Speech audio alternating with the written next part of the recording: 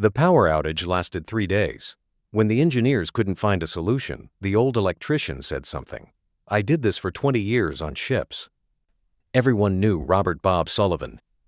He'd been running his electrical shop on Pine Street for 40 years. He'd open at 7 in the morning, close at 6 in the evening.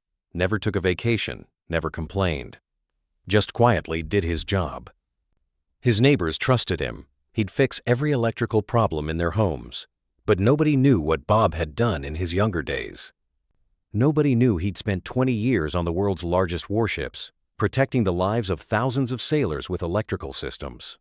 Until that cold November night when the town went completely dark. Welcome to the last stand. Have you ever had a neighbor help you during a power outage? Share your experiences in the comments. Robert Sullivan was 74 years old. Everyone in Millbrook knew him as Electrician Bob. His hair had turned white, his shoulders slightly stooped, but his hands were still steady. Bob's shop was in a small building at the end of Pine Street. From the outside, it looked like any ordinary electrical shop. The shelves were filled with cables, outlets, and light bulbs. But Bob's workbench was very organized. Every tool had its place. Bob's customers trusted him. Anyone with an electrical problem would call him first. Even young electricians would sometimes come for advice. "Uncle Bob, how do I solve this circuit?" they'd ask. Bob never rushed. He'd put down his multimeter and put on his glasses. "Patience, son. Electricity isn't something you rush. First understand the problem, then solve it." This was always his approach. He never bragged. Never said, "I know everything." He just did his job. But there was something different about Bob.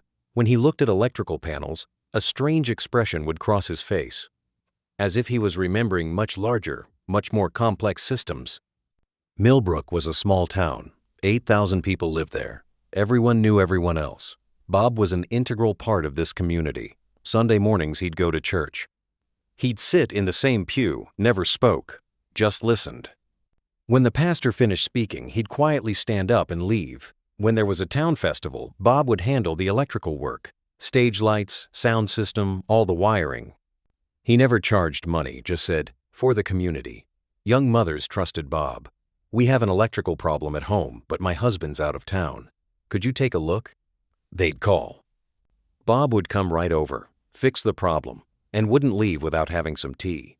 Bob's shop had some strange things in it. Customers didn't notice, but if you looked carefully, you could see them. An old compass hung on the wall. A naval compass. If someone asked, "Where did this come from?" Bob would say, "Left by an old friend." In his workbench drawer were types of wire used in old naval work. Very thick, very durable cables. When asked, "What do you keep these for, Bob?" he'd answer, "Might need them someday." The strangest thing was that he'd work late in his shop during stormy nights. "Can't stay home during storms," he'd say. But actually, he was listening to the radio. Not weather reports, Coast Guard frequencies. On the night of November 28th at 11:30 p.m., the town experienced a major power outage. Not just a few streets, the entire town went dark. At first, everyone thought it was a normal outage. It'll be fixed by morning, they figured. But morning came and the power didn't. Same thing the second day, and the third. The townspeople started getting worried. Engineers from the power company came. They examined the main transformer, checked the distribution system. The problem was big. There was a major fault in the main supply line. "It'll take at least a week," the engineers said, "maybe longer." On the evening of the third day, an emergency meeting was held at the town hall. Nearly 200 people gathered by candlelight. Mayor Margaret Foster spoke. "The situation is serious. The power company says a week. The hospital is running on generators. Schools are closed. The market is throwing away spoiled food." People were worried. Winter was coming. They'd have heating problems. "Isn't there another solution?" someone asked. The power company's lead engineer stood up. He was a young man, Michael Thompson. "Unfortunately, the system is very complex. This type of fault requires special equipment. The nearest backup equipment is 300 miles away." That's when Bob stood up. Everyone looked at him. "Could I say something?" Bob said quietly. Everyone was surprised. Bob never spoke at meetings. "Of course, Bob, go ahead," said the mayor. Bob began speaking slowly. "I've seen this type of problem before. I worked on ships for 20 years. Electrical systems work similarly. Michael Thompson frowned. With all due respect, but this is a very complex system. It requires university education. Bob smiled. You're right, son. But there's a difference between theory and practice. If you'll let me, I'd like to take a look. The room fell silent. Everyone was looking at Bob. The next morning, Bob went with Michael Thompson to the main transformer station. Michael was explaining the system with his technical drawings. Here's the main supply. Distribution happens from here. The problem is this transformer. It's burned out. Bob listened quietly. Then he slowly approached the transformer. He put his hand on the metal casing and listened. What voltage does this transformer draw? He asked. 13,800 volts primary, 160 volts secondary, said Michael. Bob nodded. We used the same thing on the USS Enterprise. A bit bigger, though. Michael was surprised. USS Enterprise, the aircraft carrier? Yes. From 1,963 to 1,983, 20 years. Michael was now looking at Bob differently. Were you an electrical specialist on the aircraft carrier? Electrotechnician Petty Officer. Emone. I was responsible for all electrical systems.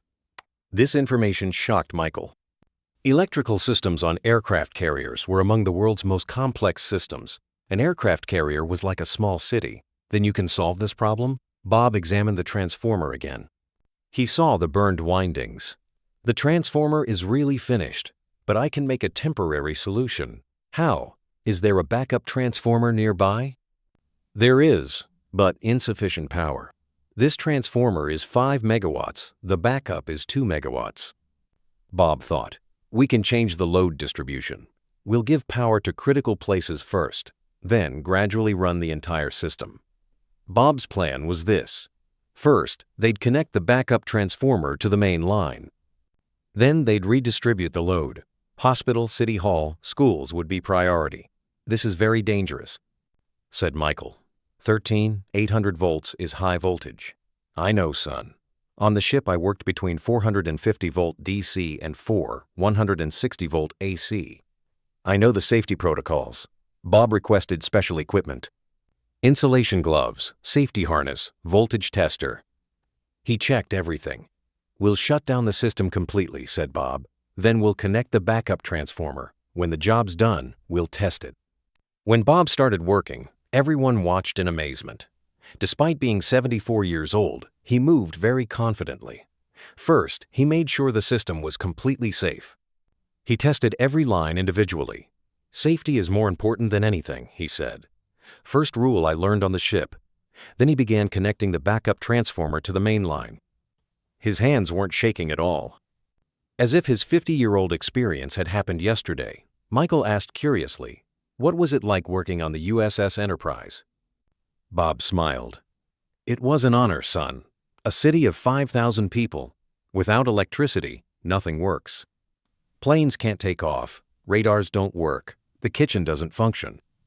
4 hours later, Bob completed his work. Test time, he said. They started the backup transformer.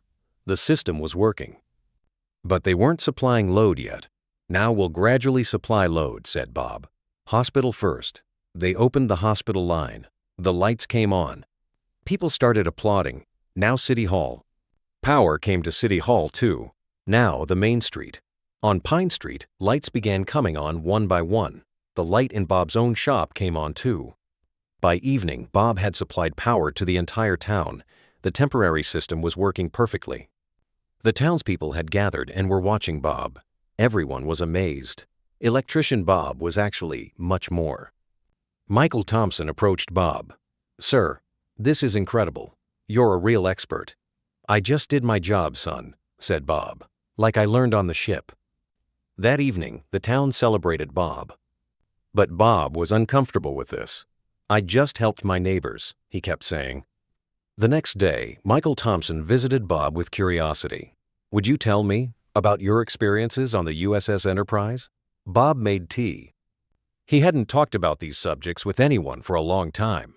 I joined the Navy in 1963. I was 19 years old. I'd been interested in electricity since childhood. The Navy gave me electrical training. How were you assigned to the USS Enterprise? Enterprise was brand new. It was the first nuclear aircraft carrier. They wanted the best technicians. I was selected. Bob's eyes lit up. That ship was a miracle, son. 8 reactors, 280, 0 horsepower. The electrical system was like a city. You know what my toughest mission was? Said Bob. Michael listened with curiosity. In 1975, we got caught in a storm in the Pacific. One of the main generators broke down. The ship was running at half power. What did you do?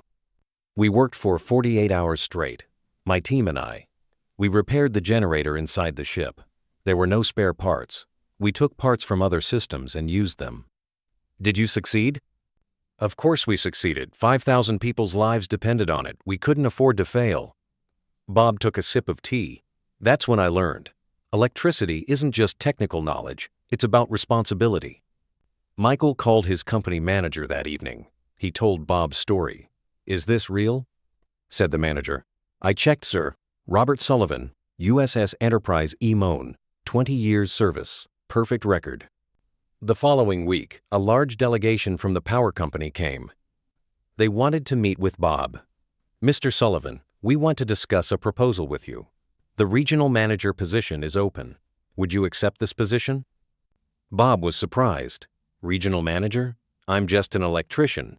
No, sir. You're an expert who served 20 years on the USS Enterprise. Your knowledge is priceless. Bob thought about the management offer. Thank you, but I'm too old. But I can offer you something. What's that? Let me train young technicians. Let me pass on what I learned on the ship, and also...